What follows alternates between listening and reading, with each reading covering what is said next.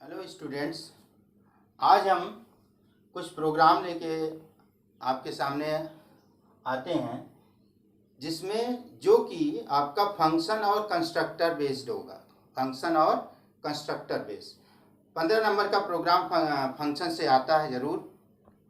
वो या तो डिस्क्राइब किया रहेगा, फंक्शन बनाने के लिए कई फंक्शन डाटा मेंबर दिया रहता है और उसमें इफ एल्स का यूज या लूप का इस्तेमाल करते हुए प्रोग्राम देता है, या फंक्शन ओवरलोडिंग का इस्तेमाल करते हुए कोई प्रोग्राम देता है।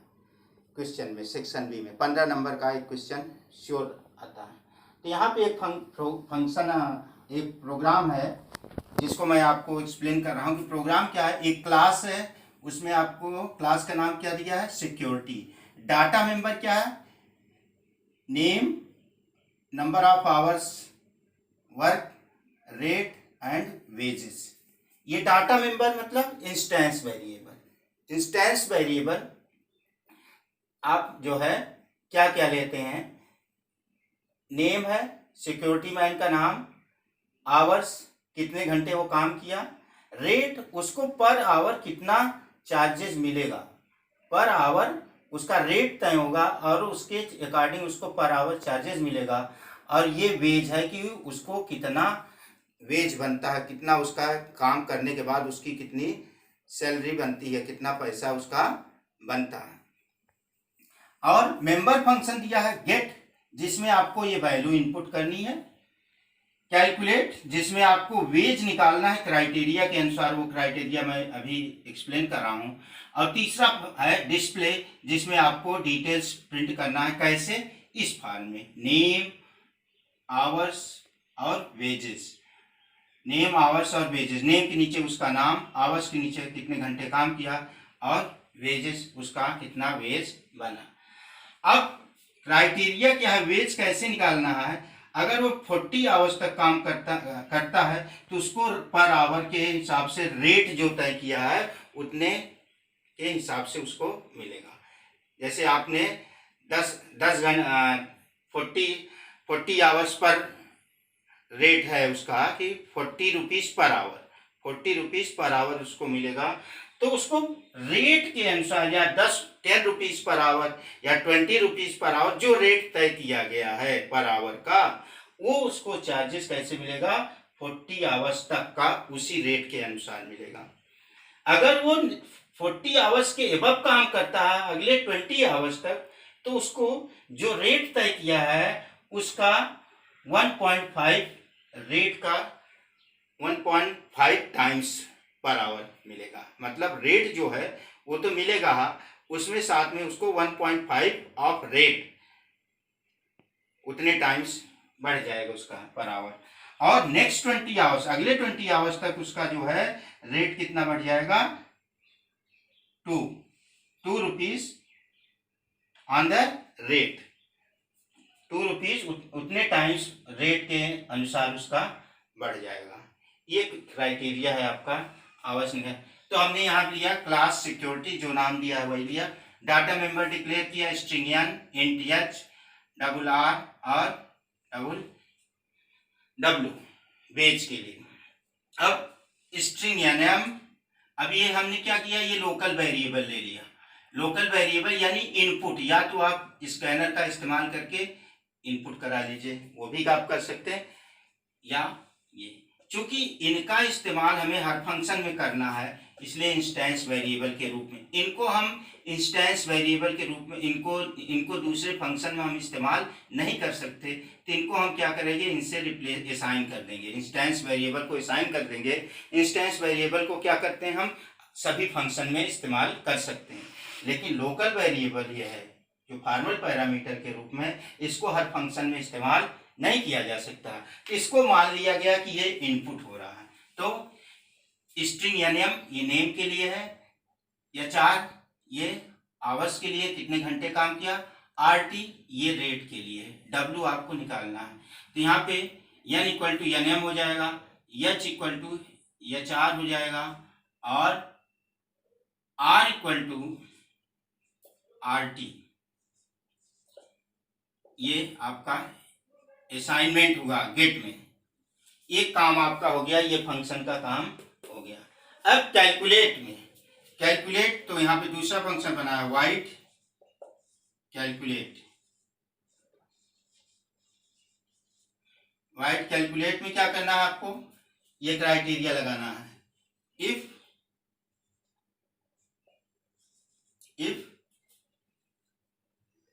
h less than 40, h less than equal to 40, अगर वो 40 आवर्स तक काम करता है तो उसका रेट वेज क्या हो जाएगा, वेज हो जाएगा जो रेट है ये आर इंटू RT नहीं इस्तेमाल कर सकते, यहाँ आर इस्तेमाल करेंगे जो यहाँ पे है, आर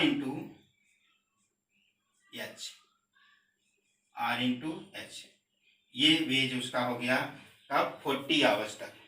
अब एलसीफ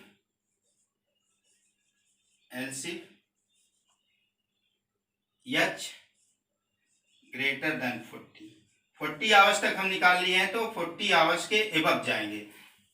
नेक्स्ट 20 आवर्स, 40 के एबव नेक्स्ट 20 आवर क्या होगा, 40 आवर्स के एबव नेक्स्ट 20 आवर्स तो क्या हो जाएगा 60, तो h greater than 40 and h less than equal to 60, इतने आवर्स तक उसका वेज कैसे मिलेगा, तो इसको मान लो 40 आवर्स 30 आवर काम करता है तो उसको रेट के अकॉर्डिंग मिल गया।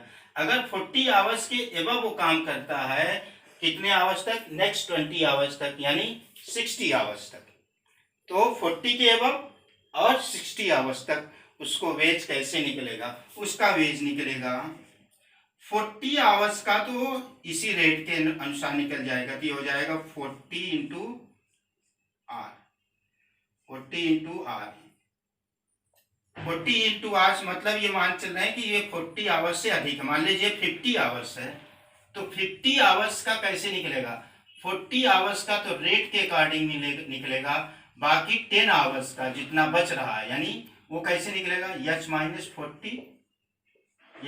40 इंटू आर इंटू 1.5, ये क्राइटेरिया लगेगी नेक्स्ट 20 आवर्स के लिए।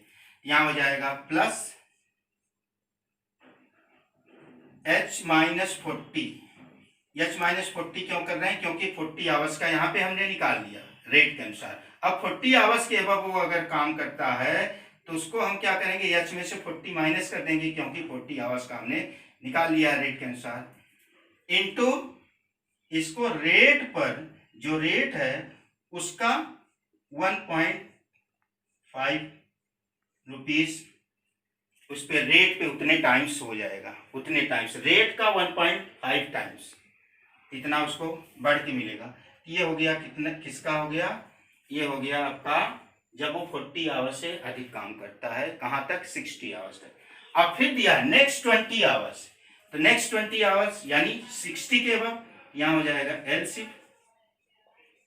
एलसीफ या केवल एल्स भी लगा सकते हैं, else if h greater than 60 and h less than equal to 80, less than equal to 80, इतने आवर्स तक अगर वो काम करता है तो आपका जो है लगेगा, यहाँ पे एल्स भी लगा सकते हैं मान लीजिए, और आगे जो काम करता है, तो यहाँ पे चूंकि दिया नहीं है तो हमने ले लिया कि अदरवाइज नहीं लिखा है कि नेक्स्ट 20 आवर्स ही लिखा है, तो हमने यहाँ लिखे, अगर आप एल्स लगा देंगे तब भी सही है, एल्स यहाँ एल्स ना लेके एल्स केवल लगा दिए। इसका वेज कैसे मिलेगा, मान लीजिए वो आदमी वो सिक्योरिटी मैन कितने घंटे काम करता है 70 आवर्स, तो 70 आवर्स का कैसे निकलेगा, 40 का रेट के अकॉर्डिंग निकलेगा, फिर नेक्स्ट 20 का कितने निकलेगा, उसका निकलेगा रेट h माइनस उसका रेट, तो 20 आवर्स का कैसे निकलेगा, तो वो 20 ले लेंगे हम, 20 इंटू रेट इंटू 1.5 ये निकल जाएगा। बाकी जो बचेगा उसमें से हम क्या करेंगे 60 माइनस कर देंगे, क्या माइनस कर देंगे 60, यहाँ हो जाएगा W equal to 40 into R rate के according plus 20 into R into 1.5 plus h minus 60 into R into 2। ये वेज निकला। क्या होगा, मान लीजिए वो 70 आवर्स काम करता है तो 40 आवर्स का आपको देना पड़ेगा रेट के अकॉर्डिंग, फिर अगले 20 आवर्स का आपको रेट पर 1.5 टाइम्स मोर। तो ये हमने ले लिया 40 आवर्स का रेट के अकॉर्डिंग, फिर नेक्स्ट 20 आवर्स का रेट का 1.5। अब 40 का निकाल लिया, 20 का निकाल लिया, तो अब क्या करेंगे 60 माइनस कर देंगे, आवर्स में से 60 माइनस कर देंगे इंटू रेट का कितना है 2 रुपीज पर आवर्स, इतना बढ़ जाएगा। तो ये वाला जब भी नेक्स्ट टाइप का क्वेश्चन है, नेक्स्ट इतने आवर्स, नेक्स्ट इतने यूनिट, तो वहां पे प्रीवियस का भी हम अगले इफ में अब अगले क्राइटेरिया अगले ऑप्शन में लेके चलते हैं। जैसे यहाँ का निकाल लिया तो इसको हम यहाँ पे भी करेंगे, या क्वेश्चन में ही दे दिया जाता है कि माइनस करके करना, वहाँ हिंट दे दिया जाता है। ये हुआ आपका वेज निकल आया, वेज निकल आया। अब हम क्या कर रहे हैं, इसको प्रिंट कराना है फंक्शन। तो फंक्शन बनेगा आपका वाइड डिस्प्ले, वाइड डिस्प्ले, यहां बना वाइड डिस्प्ले। यहां पे एक हेडिंग प्रिंट करानी है, दिया था क्या, सिस्टम डॉट, इसको हम शार्ट में लिख रहे हैं, system dot out dot println. यहां पे लिखेंगे नेम,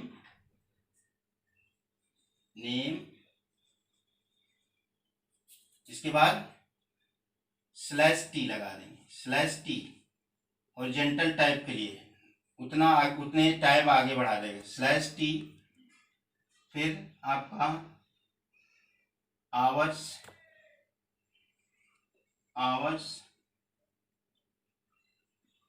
फिर /t वेज। ये आपका एक हेडिंग प्रिंट हो जाएगी। अब उसके नीचे आपको वेरिएबल प्रिंट कराना है, तो यहाँ पे डाल देंगे system dot out dot println inverted comma n plus /t उतने टाइप नेम प्रिंट करे, आवर्स प्रिंट करे, वेज प्रिंट करे, ये मैसेज प्रिंट कर देगा। अब नेम के नीचे जो इंसान का नाम होगा सिक्योरिटी मैन का, उसका नाम प्रिंट करेगा। /t क्या करेगा, उतने स्टेप आगे बढ़ाएगा, यानी इसके नीचे आ जाएगा। आवर्स के लिए हमने क्या कर दिया, h ले लिया, फिर /t और इसके बाद हमने लगा दिया +w वेज के लिए। ये आपका हो गया डिस्प्ले फंक्शन। अब क्वेश्चन कहा है कि आपको तीनों फंक्शन मेन फंक्शन में कॉल करना है। तीनों फंक्शन अक्सर आता है इस तरह के क्वेश्चन में कि मेन फंक्शन बनाकर तीनों फंक्शन, सारे फंक्शन को कॉल करिए। तो मेन फंक्शन बना लेंगे, पब्लिक स्टैटिक वाइड मेन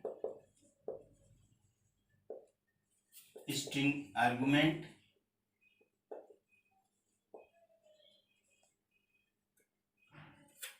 फिर ऑब्जेक्ट बनाएंगे क्लास का सिक्योरिटी,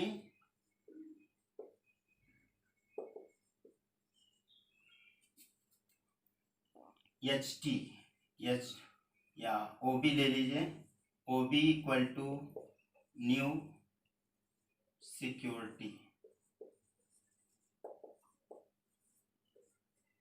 ये ले लिया। इसके बाद फंक्शन को कॉल करेंगे। पहले तो हम इनपुट, चूंकि डाटा इनपुट कराना जरूरी है तो पहले इसको कॉल करेंगे। हमने यहां ले लिया कि ओबी डॉट इनपुट, ओबी डॉट गेट, ये फंक्शन कॉल कर रहे हैं। अब ये कांस्टेंट भेजेंगे यहाँ से। नेम कोई ले लीजिए, ob.get, मान लीजिए हम अनिल नाम का सिक्योरिटी मैन है अनिल। अब कितने घंटे काम किया, 55 आवर्स। अब उसका रेट क्या है, 100 आवर्स, 100 रुपीज पर आवर उसका रेट। ये जब हम कॉल करेंगे तो अनिल कहाँ जाएगा, एनएम में, 55 कहाँ जाएगा, आवर्स में, और रेट चूंकि पॉइंट उसमें है, कन्वर्ट भी कर लेगा, चाहे तो आप पॉइंट लगा दीजिए यहाँ पे, ये इसमें जाएगा। अब ये चीज़ें जो हैं कहाँ चली जाएंगी, एनएम या एन या 4 और आर में। अब यहाँ से कैलकुलेशन होगा, ob.get हो गया। अब ob.display आपको कॉल करना, ob.display, ये आपका मेन फंक्शन हो गया, ये क्लास हो गया। इस तरह से आप प्रोग्राम, इस तरह का क्वेश्चन अक्सर आता है, या फंक्शन ओवरलोडिंग का क्वेश्चन आता है।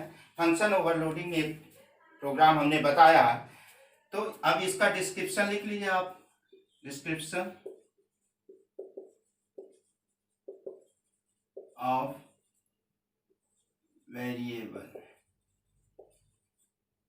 डिस्क्रिप्शन ऑफ वेरिएबल, तो यहाँ पे ये वाला लिखेंगे, इंस्टेंस वेरिएबल का यन स्ट्रिंग, यहाँ पे हो जाएगा name, name of security person, H, ये यन हो गया, यच, इंट में number of hours and R double, rate and W double में वेज ऑफ सिक्योरिटी मैन या ओनली वेज भी लिख सकते। ये डिस्क्रिप्शन ऑफ वेरिएबल। तो मेरे ख्याल से ये क्वेश्चन आपको समझ में आ गया होगा कि कैसे जब आपको डिस्क्रिप्शन दिया रहता है तो इसमें प्रोग्राम टफ नहीं आता है, बस फंक्शन के थ्रू प्रोग्राम को करना रहता है। या तो डिस्क्रिप्शन दिया रहेगा जैसे अभी दिया था, या आपको फंक्शन ओवरलोडिंग का क्वेश्चन दिया रहता है। इस तरह से कंस्ट्रक्टर और फंक्शन के रूप में जो क्वेश्चन आते हैं उसको मैंने एक यहाँ पे एग्जाम्पल, एक आपका क्वेश्चन लिया जो कि इम्पोर्टेंट क्वेश्चन था। और भी क्वेश्चन हम देखते हैं। नेक्स्ट क्वेश्चन है, write a program to find the volume of cube, cuboid and sphere using overloaded function, और फंक्शन का नाम क्या है, वॉल्यूम। फंक्शन ओवरलोडिंग आपको मैं बताया हूँ कि फंक्शन ओवरलोडिंग में क्या होता है, एक ही नाम के फंक्शन होते हैं। क्लास के अंदर फंक्शन का नाम जो है सेम होता है विथ डिफरेंट पैरामीटर डिफरेंट होते हैं। तो यहाँ पे वॉल्यूम नाम का फंक्शन बनाना है और उसमें क्या करना है, volume of cube, volume of cuboid और वॉल्यूम ऑफ स्फीयर निकालना है। तो हमने क्या किया, क्लास शेप और 3 इंस्टेंस वेरिएबल ले लिया, चाहे आप लोकल ले लेते हैं, यहाँ भी ले सकते हैं। क्यूब, क्यूबाइड और स्फीयर के लिए वॉल्यूम निकालने के लिए ये वेरिएबल ले लिया। अब हमने एक फंक्शन बनाया वाइड वॉल्यूम, जिसमें हमने क्या भेजा, इंट एसडी साइड भेजा। तो यहाँ पर हमने क्या निकाला, volume of cube equal to क्या हो जाएगा, साइड इंटू साइड, और यहाँ पे प्रिंट करा दिया volume of cube equal two plus VC, ये वॉल्यूम ऑफ क्यूब आ गया। दूसरा फंक्शन बनाया वाइड वॉल्यूम, फंक्शन का नाम सेम रहेगा वॉल्यूम। अब यहाँ पे लेंथ ब्रेड्थ हाइट भेज दिया और वॉल्यूम ऑफ क्यूबाइड निकाल लिया, length into breadth into height, और वॉल्यूम ऑफ क्यूबाइड ये भी CD प्रिंट कर दिया। अब वॉल्यूम ऑफ स्फीयर फिर हमने वॉल्यूम निकाला, वॉल्यूम नाम का फंक्शन बनाया। इसमें हमने क्या किया, ध्यान देना यहाँ पे कि अगर एक यहाँ पे क्या चाहिए आपको, रेडियस चाहिए और अगर आप उसको इंट में लेंगे तो पैरामीटर सेम हो जाएगा। यहाँ इंट एस डी, यहाँ इंट आर नहीं कर सकते, यानी इंट आर नहीं कर सकते, तो इसका डेटा टाइप चेंज करना पड़ेगा। अगर नंबर ऑफ वेरिएबल सेम है तो डेटा टाइप चेंज करना पड़ेगा। इंट एस डी हो चुका है, अब यहाँ भी एक ही वेरिएबल की लेना है तो वो इंट टाइप का नहीं ले सकते क्योंकि इंट यहाँ हो चुका है। यहाँ पर हमने ले लिया डबल आर, या 2 इंट की जरूरत पड़ती तो आप ले सकते थे, 2 इंटीजर डेटा टाइप, लेकिन जब आपको एक वेरिएबल की जरूरत पड़ रही फंक्शन में तो आपको क्या करना पड़ेगा, पैरामीटर डिफरेंट रखना पड़ेगा। पैरामीटर डिफरेंट मतलब उसका डेटा टाइप अलग रखना पड़ेगा। यहाँ पे डबल आर ले लिया, और वॉल्यूम ऑफ स्फीयर होता है, volume of sphere we see yes, volume of spheres equal to volume of sphere equal to आपका हो जाएगा क्या, इसका फार्मूला होता है 4/3 पाई आर क्यूब, ये फार्मूला होता है।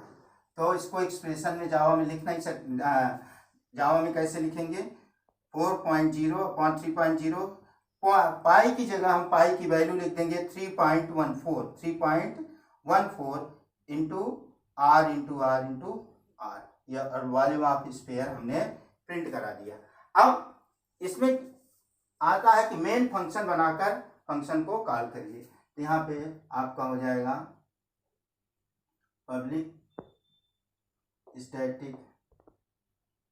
स्टैटिक वाइड मेन, ये लिख लेंगे पूरा स्ट्रिंग args। अब ऑब्जेक्ट बनाएंगे, save ob equal to new save, ये कर दिया। अब हम फंक्शन कॉल करेंगे, फंक्शन चाहे जैसे कॉल करें, जरूरी नहीं कि जो पहले बनाया वही कॉल करिए आप। ob डॉट वॉल्यूम आपने कर दिया 3, तो देखेगा इस तरह का पैरामीटर कहाँ है, इस तरह का पैरामीटर यहाँ है, तो ये वाला कॉल होगा। फिर हमने किया ob डॉट वॉल्यूम, हमने कर दिया 2.4, तो ये देखेगा कि इस तरह का पैरामीटर कहाँ है, इस तरह का पैरामीटर यहाँ पे है, तो ये वाला कॉल होगा। यहाँ पे 3 भेज रहे हैं, इंटीजर भेज रहे हैं, तो ये वाला कॉल होगा। यहाँ डबल भेज रहे हैं तो ये वाला कॉल होगा। अब तीसरा कॉल करना ob dot volume, length breadth height integer में 5 2 3। इस तरह से फंक्शन ओवरलोडिंग के क्वेश्चन आते हैं कि फंक्शन का नाम सेम रखते हैं और उसकी प्रोग्रामिंग अलग फंक्शन में करते हैं। मेन फंक्शन दोनों में अक्सर ज़्यादातर बनाने के लिए कहा जाता है कि मेन फंक्शन बना के आप उसको फंक्शन को कॉल करिए। इस तरह से ये फंक्शन ओवरलोडिंग का एक एग्जाम्पल हुआ। और एक एग्जाम्पल फंक्शन ओवरलोडिंग का हम आपको जब फंक्शन ओवरलोडिंग का टॉपिक पढ़ाएं जिस वीडियो में, वहाँ पे एरिया ऑफ रेक्टेंगल, स्क्वायर और सर्किल का प्रोग्राम वहाँ पे दे चुके हैं। आइए देखते हैं और टॉपिक। नेक्स्ट क्वेश्चन है कि एक पे स्लिप का प्रोग्राम बनाना है फंक्शन का इस्तेमाल करते हुए। क्लास का नाम क्या है, पे, और डाटा मेंबर यानी इंस्टेंस वेरिएबल है नेम, एड्रेस, सिटी और सैलरी। ये आपका डाटा मेंबर है। एक आपका रहेगा नेट सैलरी। और मेंबर फंक्शन क्या है, मेंबर फंक्शन में पे नाम का एक कंस्ट्रक्टर बनाना है, पैरामीटराइज कंस्ट्रक्टर, जो क्या करेगा, इंस्टेंस वेरिएबल को वैल्यू देगा। ये इसके बाद एक कैल्क नाम का फंक्शन बनाना है जिसमें डीए आपको 15% of salary, HRA 30% of salary, PF 12% of salary और ग्रॉस सैलरी निकालनी है sal plus HRA plus DA. और नेट सैलरी निकालनी है ग्रॉस माइनस पीएफ। और डिस्प्ले नाम का फंक्शन एक बनाना है जिसमें आपको आउटपुट दिखाना है। तो इसको कैसे बनाएंगे, क्लास पे इंस्टेंस वेरिएबल डिक्लेयर किया हमने, string name city address float sal and net sal. ये इंस्टेंस वेरिएबल हो गए। अब पे नाम का constructor, pay string and string address then string city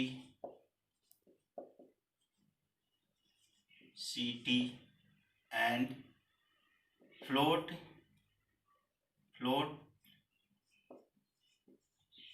cell। Yes ये आपके पैरामीटराइज कंस्ट्रक्टर हो गया। ये लोकल वेरिएबल है, इनकी वैल्यू इंस्टेंस वेरिएबल में डाल देनी, क्योंकि इनको हमें हर फंक्शन में इस्तेमाल करना है। इनको हर फंक्शन में इस्तेमाल नहीं कर सकते क्योंकि ये local variable.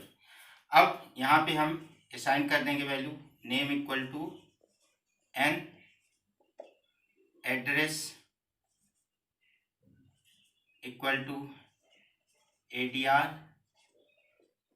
City equal to CT and sal equal to SL।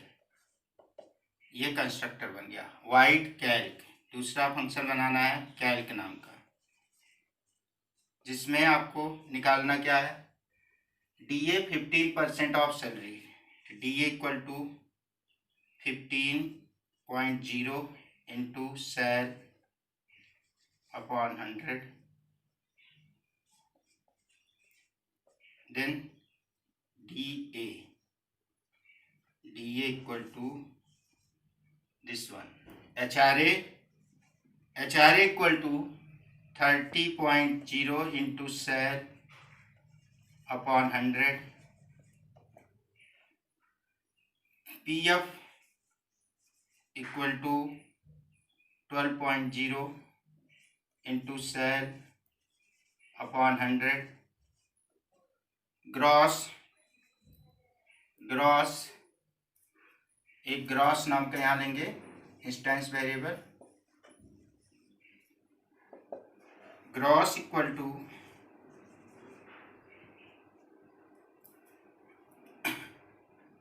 Cell plus DA plus HRA, house rent, dearness allowance HRA, ये अनाउंसेज मिलते हैं एम्प्लॉइज को, ये निकाल लिया। अब PF 12% हो गया। Net salary, net sal equal to gross minus PF means provident fund, ये आपका कैलकुलेट हो गया। अब आपको डिस्प्ले नाम का फंक्शन बनाना है, तो आप यहाँ पे लिखेंगे wide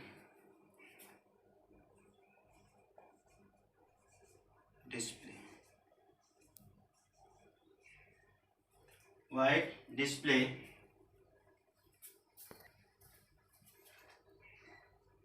system dot out dot println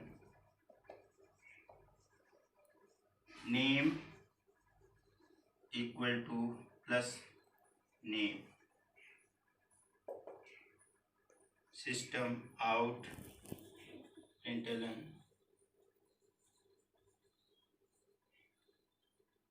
अब इसमें जो जो चीज़ें प्रिंट कराना चाहते हैं वो प्रिंट कर दे। हम दो चीज़ें प्रिंट करा दें, नेम और नेट सैलरी।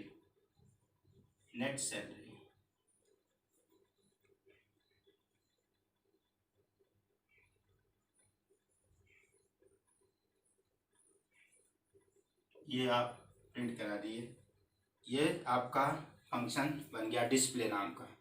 अब आपको मेन फंक्शन बनाना है, इसको कॉल करने के लिए मेन फंक्शन।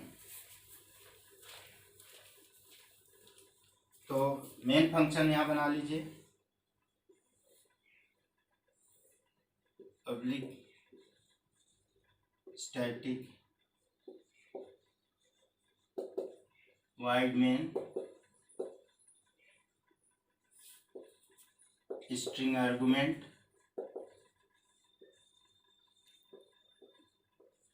ऑब्जेक्ट बनाएंगे पे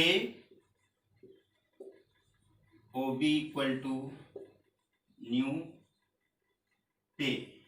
अब मैं कंस्ट्रक्टर बताया हूं कि कंस्ट्रक्टर ऑब्जेक्ट क्रिएट करते ही कॉल होता है, और वो पैरामीटराइज है तो उसकी वैल्यू भेज देंगे आप।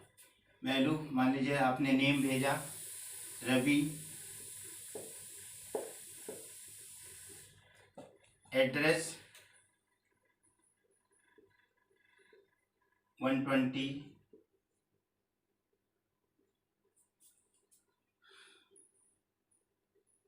इलाहाबाद, सिटी इलाहाबाद,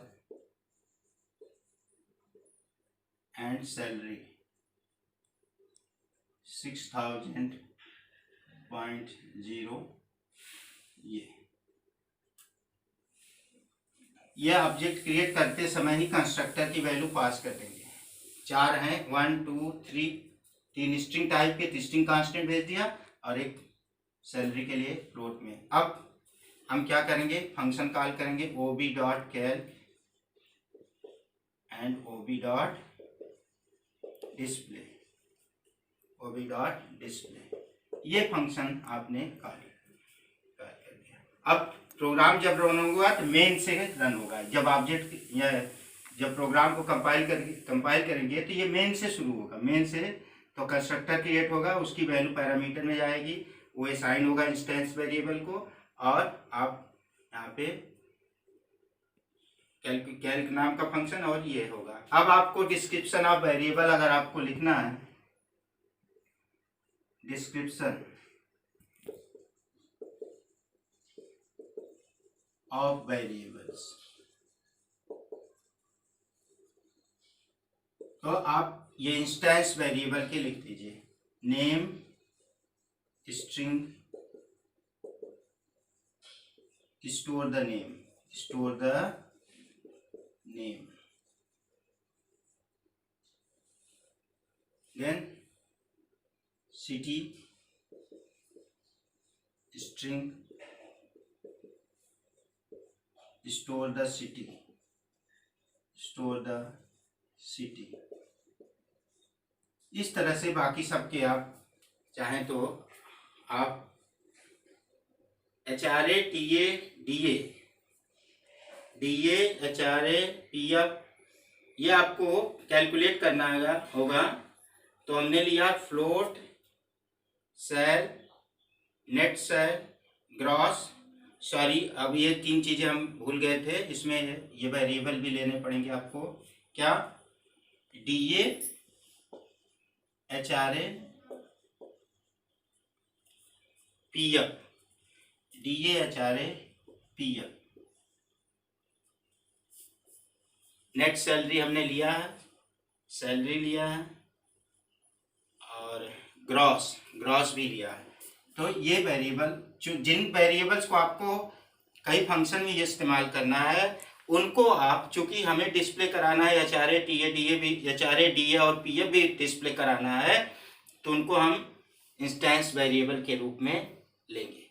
इस तरह से आप DA HRA को लिख सकते हैं house rent HRA in the form of float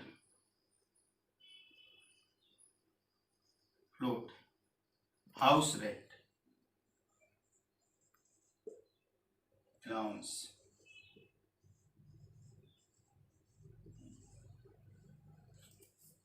इस तरह से आपका एक प्रोग्राम आपका हो गया जो आ चुका है बोर्ड में।